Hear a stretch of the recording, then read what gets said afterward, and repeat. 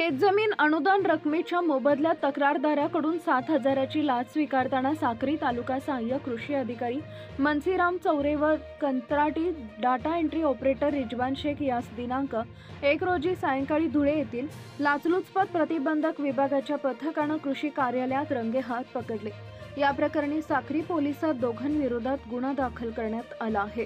साक्री तालुक्यातील किन्नीपाडा येथील एका शेतकऱ्याला त्याच्या शेतजमिनीसाठी नमो शेतकरी महासन्मान निधी आणि प्रधानमंत्री किसान सन्मान योजनेचं अनुदान मिळवायचं होतं। या अनुदानाची रक्कम जमा करण्यासाठी साक्री येथील सहाय्यक कृषी अधिकारी मनसीराम कोळशीराम चौरे वय वर्ष 45 राहणार जेबापूर पिंपळनेर आणि कंत्राटी data entry operator Rizwan Rafiq Shaikh वय वर्ष 23 राहणार पोळ चौक साक्री यांनी शेतकऱ्यांकडे 10,000 रुपयांची लाच मागितली। लाच देण्यास नकार देत शेतकऱ्यानं या प्रकरणाची तक्रार धुळे येथील लाचलुचपत प्रतिबंधक विभागाकडे केली होती। त्यानुसार तक्रारीची पडताळणी करत सापळा रचत दोघांना लाच स्वीकारताना रंगेहात पकडले।